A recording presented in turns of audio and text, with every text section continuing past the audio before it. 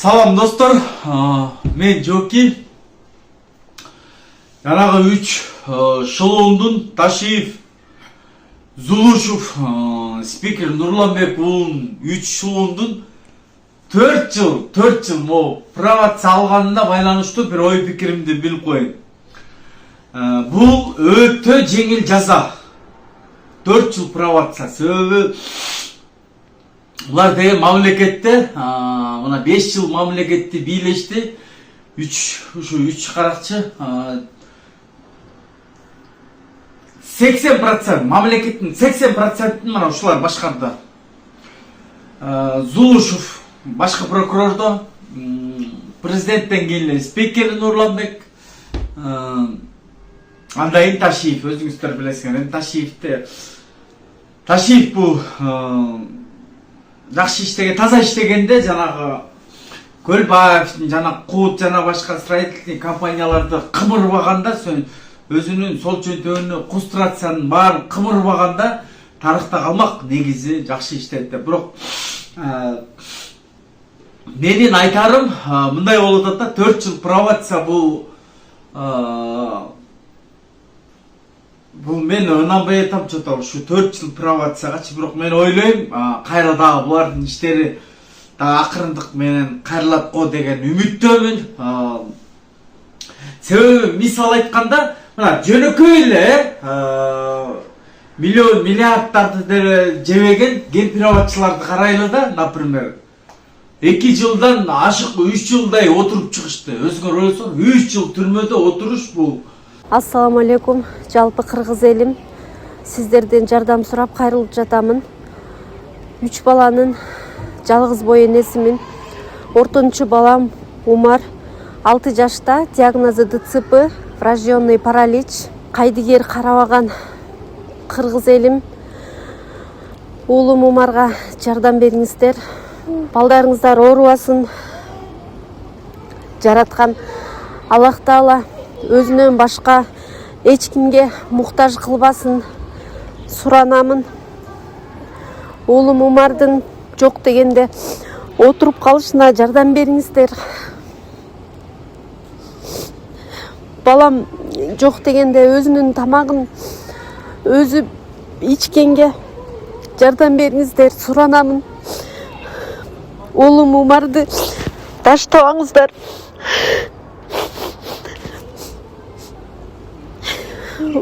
Учурда балам лечение алып жатат. Баламдын алган лечениясы токтоп калбаш үчүн жардам бериңиздер, суранамын. Еще бийликке жете элек алар. Бийликте болуп туруп могу 3 каракчынын мына кылганын, эми булардын ичип жегенин мен азыр айта берсем, муну аны мен бир 6 ай айтышым керек да. Мен 6 ай булар менен отурбайм да. Шакиде мына монча оңгекти жер бар, Байтикте мынакей промышленныйга трансформациялап алган, Зулушевда монча миллиондор бар, Ташиевде мынанча бар. Булардыкын айтып бите албайм мен анбан. Бир 6 ай убакыт керек ан үчүн. Мен 6 ай булар менен эрбектей албайм. Буларды Кудайга койдум, экинчиден Садыр Нуркожоевичке койдум. Өзү дагы бир ирет, мына булар бирок өздөрү асылышат. Скоро булар всегда өздөрү асылып келген, айкөлдүк кылды. Садыр Нуркожоевич өтө айкөлдүк кылды, буларга андай жарашпайт. Айкөлдүк буларга жарашпайт. Эгерде президент досуна андай жумшагыраак жаза колдонуп койгон жокпу деген да пикирлер бар да. Мен ушул нерсени сурагым келип атат сизден. Жеке пикиримде кандайдыр бир деңгээлде эскертүү болду окшойт.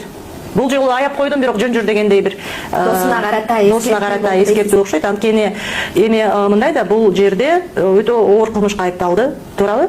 Күнөөлүү деп табылды. Эми күчүнө кире элек, бирок эми өкүм боюнча күнөөлүү деп табылды да. Өзү мыйзам жагынан караганда, демек сот бүт жагдайдын баарын изилдеп чыкты, бүт далилдин баарын изилдеп чыкты. Жана ошонун негизинде күнөөлүү деген тыянакка келди, туурабы?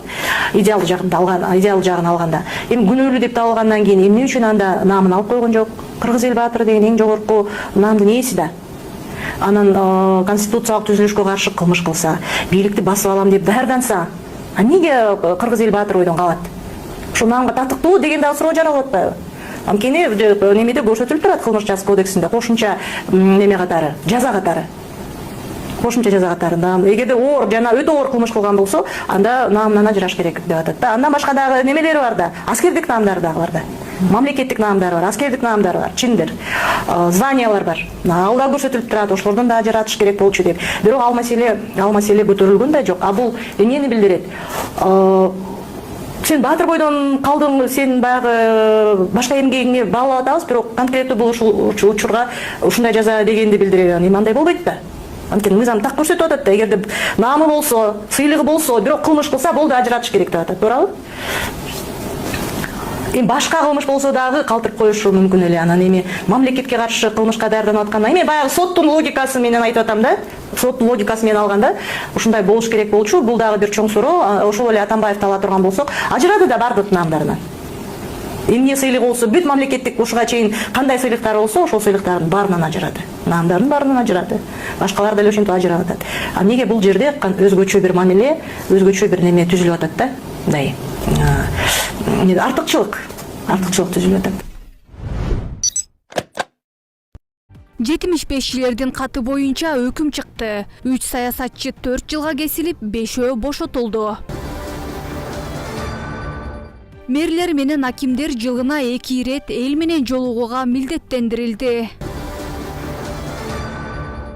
Кыргызстанда күйүүчү майлоочу майдын баасы өзгөрбөйт. Президент Садыр Жапаров Кыргыз Республикасынын мыйзам актыларына өзгөртүүлөрдү киргизүү жөнүндө мыйзамына кол койду. Мыйзам 2026 жылдын 10 июнунда Жогорку кеңеш тарабынан кабыл алынган. Мыйзамдын максаты болуп Кыргызстандын жергиликтүү мамлекеттик администрация башчыларынын жана шаарлардын мэрлеринин ишинин ачыктыгын, айкындыгын камсыз кылуу, ошондой эле жергиликтүү жамааттын алдындагы жоопкерчилигин жогорулатуу саналат. Мыйзам менен борбордун статусу жөнүндө, Ош шаарынын статусу жөнүндө, жергиликтүү мамлекеттик администрация жана жергиликтүү өз алдынча башкаруу органдары жөнүндө мыйзамдарына өзгөртүүлөрдү киргизүү каралган. Аларга ылайык Бишкек жана Ош шаарлардын мэрлеринин жергиликтүү мамлекеттик администрация башчыларынын калк менен жылына 2 жолу, ар бир жылдын февраль-мартында жана ноябрь-декабрында милдеттүү жолугушууларды өткөрүү милдети белгиленүүдө. Аталган мыйзам расмий жарыяланган күндөн тартып күчүнө кирет. 75-чилердин иши боюнча айыпталгандарга 1-май райондук сотунун өкүмү чыкты. Ага ылайык УКМКнын мурдагы төрагасы Камчыбек Ташиев, Жогорку кеңештин экс-спикери Нурланбек Тургунбек уулу жана Жогорку кеңештин мурдагы депутаты Курманкул Зулушев бийликти күч менен басып алуу беренеси менен күнөөлүү деп табылып, ар бири 4 жылдан абакка кесилди. Бирок алар жазасын пробация менен өтөмөй болушту. Ошондой эле баарынын тең мүлкү конфискацияланат. Ушул эле берене менен коомдук саясий ишмер Бекболот Талгарбеков, Кыргызстандын Өзбекстандагы мурдагы элчиси Эмилбек Узакбаев, Жогорку кеңештин экс-депутаты Курманбек Дыйканбаев, экс-депутат Аалы Карашев жана ички иштер министринин мурдагы орун басары Курсан Асанов да күнөөлүү деп табылып, ар бири 4 жылдан эркинен ажыратылды. Жазасын пробация менен өтөшөт. Ал эми кызмат абалын кыянаттык менен пайдалануу беренеси боюнча акталышты. Булардын да мүлкү конфискацияланат. Февралдан бери камакта жаткан Бекболот Талгарбеков, Курманбек Дыйканбаев, Аалы Карашев, Эмилбек Узакбаев жана Курсан Асанов сот залынан бошотулду. Жогорку кеңештин экс-депутаты Кундузбек Сулайманов тергөө абагынан чыкты. Мындай чечимди Ленин райондук соту кабыл алды. Анын баш коргоо чарасы өзгөртүлүп, эч жака кетпөө тууралуу тил каттын негизинде бошотулду. Сулайманов ушул жылдын апрель айында кармалган. Ал парламенттин отун энергетикалык комплекс боюнча комитетинин мүчөсү болуп турган кезде энергетика тармагындагы коррупцияга аралашкан деп шектелүүдө. УКМКнын маалыматы боюнча мурдагы депутат бийлик укуктарынан пайдаланып, белгилүү бир материалдык кызыкчылыктар үчүн жеке компаниянын кызыкчылыктарын коргоп, колдоо көрсөтүп келген. Буга чейин Юстиция министрлиги Нарын ГЭС ААКсы жана подряддык уюмдар тарабынан аткарылган иштердин көлөмүн ашыра көрсөтүү аркылуу мамлекетке өзгөчө ири өлчөмдө зыян келтирилгенин аныктаган. 2026 жылдын февраль айында Сулайманов мандатын тапшырган. Өлкөнү күйүүчү май менен камсыз кылуу үчүн чет өлкөлөр менен сүйлөшүүлөр жүрүп жатат. Бул тууралуу энергетика министринин орун басары Насипбек Керимов биринчи радиодогу маегинде билдирди. Анын айтымында товардын сапаты, баасы, логистика боюнча маселелер каралууда. Учурда бизге сунушталган баа ар түрдүү, бирок май кымбат болгон күндө да биздин рынокто болушу шарт. Өкмөттүн чечими менен субсидиялоо маселеси каралган. Нефтетрейдерлер өкмөт тарабынан көрсөтүлгөн баадан жогору алып келсе, өкмөт нефтетрейдерлерге субсидиялап берет. Буга атайын каражат каралган, деди Керимов. Маалым болгондой, өлкө боюнча баага күн сайын мониторинг жүргүзүлүп турат. Негизсиз жогорулатуулар болсо айыппулга жыгылат.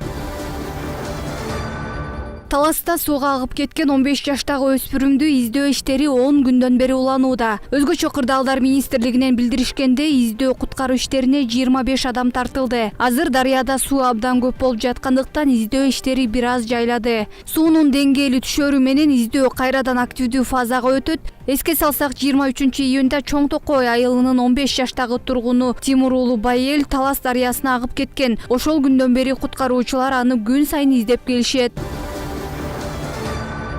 Жалал Абад облусунун Сузак районундагы дыйкан чарбасында шабдалы, бадам, анар, алма, жүзүм жана өрүк өстүрүлөт. Учурда шабдалы жергиликтүү базарларда сатыкка чыкты.